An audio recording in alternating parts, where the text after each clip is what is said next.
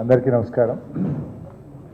ఇప్పుడే రాష్ట్ర ప్రజలకు కాంగ్రెస్ ఎంత బాకీ పడ్డదో, ఆయా వర్గాలకు ఒక్కొక్క వర్గానికి ఎంత బాకీ పడ్డదో తెలియజేస్తూ బాకీ కార్డును విడుదల చేసుకోవడం జరిగింది.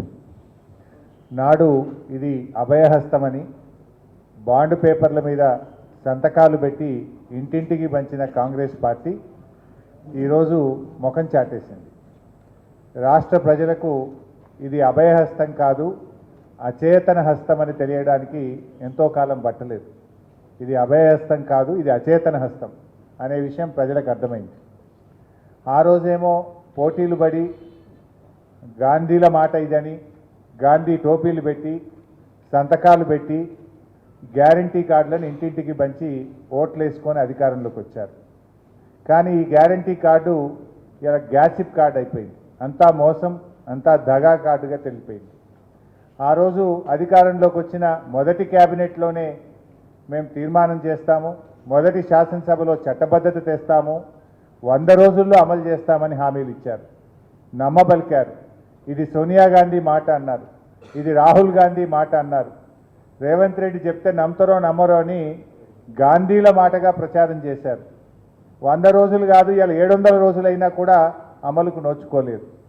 ఆ గాంధీలేమో ఇలా హైదరాబాద్కు రావకుండా ముఖం చాటేసింది. ప్రజలు ఎక్కడ నిలదీస్తారో, ప్రజలు ప్రశ్నిస్తారని ఆ గాంధీలు ఇలా హైదరాబాద్కి వస్తలేరు, ముఖం చాటేసినటువంటి పరిస్థితి. ఇలా రివ్యూ చేయాల్సిన బాధ్యత లేదా? మరి 6 గ్యారంటీలు అమలు చేస్తామని చెప్పాం, చట్టబద్ధత తెస్తామని చెప్పాం, ఇంకా ఎందుకు అమలు కాలేదని మరి ఆ రాహుల్ గాంధీ, ప్రియాంక గాంధీ రేవంత్ రెడ్డిని అడగాల్సిన బాధ్యత లేదా అని నేను అడుగుతా ఉన్నా. మరి ఆ రోజు ఎన్నికల ముందు గల్లీ గల్లీ తిరిగిన గాంధీలు ఇవాళ ఎందుకు ముఖం చాటేస్తున్నారో రాష్ట్ర ప్రజలకు సమాధానం చెప్పాలని చెప్పి నేను అడుగుతా ఉన్నాను. ఈ రేవంత్ రెడ్డి గారు కూడా ఆ రోజు గ్యారంటీ కార్డుల కంటే కూడా రెచ్చిపోయి చెప్పిండు. అవ్వకిస్తాం, కోడలికి ఇస్తామన్నాడు, ఇద్దరికీ పెన్షన్ ఇస్తామన్నారు, రైతుకి ఇస్తాం, కౌలు రైతుకు ఇస్తాం, ఇద్దరికీ ఇస్తామన్నాడు. ఎన్నికల ముందేమో రజనీకాంత్ లెక్క మాట్లాడిండు, ఎన్నికలు అయినాక రేవంత్ రెడ్డి గజనీకాంత్ లాగా మారిపోయింది. ఈరోజు ఇవాళ ఇప్పుడు అన్ని కటింగ్లే, ఏది చూసినా కటింగ్లే పెట్టుండు. ఎట్లా ఉందంటే చీఫ్ మినిస్టర్ అంటే చీఫ్ మినిస్టర్ రేవంత్ రెడ్డి కాదిన cutting minister, cutting master Revanth Reddy అయిపోయింది. ఈయన చీఫ్ మినిస్టర్ రేవంత్ రెడ్డి కాదు, కటింగ్ మాస్టర్ రేవంత్ రెడ్డి. 2 రకాల కటింగ్లు. ఒకటేమో కేసీఆర్ గారు ప్రభుత్వం ప్రారంభించిన మంచి పనులు, బీఆర్ఎస్ ప్రభుత్వం చేపట్టినటువంటి కార్యక్రమాలకు, భవనాలకు కానీ, ఆసుపత్రులకు కానీ, స్కూళ్ళకు కానీ, కాలేజీలకు కానీ, ఫ్లైఓవర్లకు కానీ, బ్రిడ్జిలకు కానీ, ఎస్టీపీలకు కానీ రిబ్బన్ కటింగ్ చేస్తుడు పోయి. ఒకటేమో రిబ్బన్ కటింగ్, ఇంకోటేమో కేసీఆర్ గారు ప్రారంభించిన మంచి పథకాలు ఉంటే వాటిలో కటింగ్ పెట్టుడు.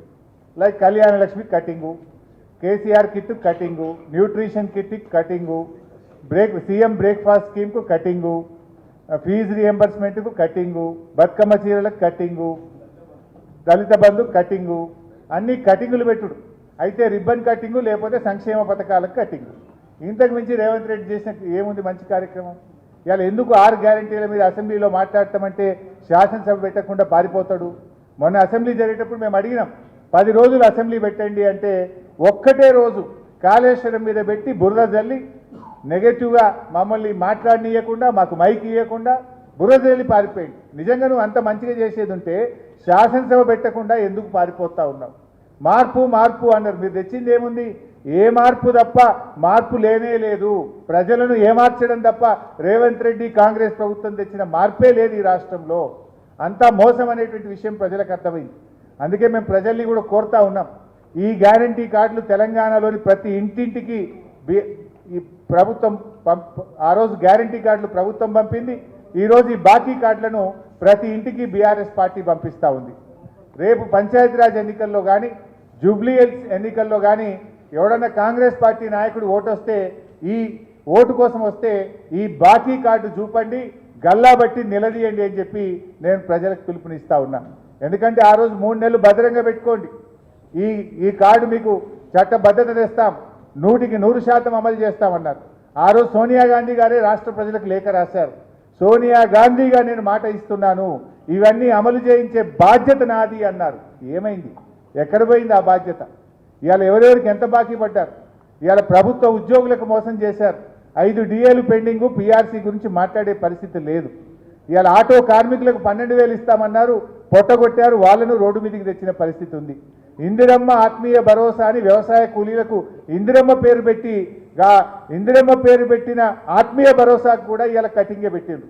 మండలానికి ఒక ఊరికి ఇచ్చిండ్రు, మళ్ళీ అది కూడా బంద్ చేసిండ్రు. ఆ ఒక్క ఊరు కూడా రెండో కిస్తీ ఇయ్యలేదు. మిగతా గ్రామాలకు మిగతా కూలీలకు ₹1 ఇయ్యలే. ఇందిరమ్మ ఆత్మకు శోభిస్తుంది. ఇందిరమ్మ పేరు పెట్టిన ఇందిరమ్మ ఆత్మీయ భరోసాకు కూడా కటింగ్ పెట్టిండ్రు.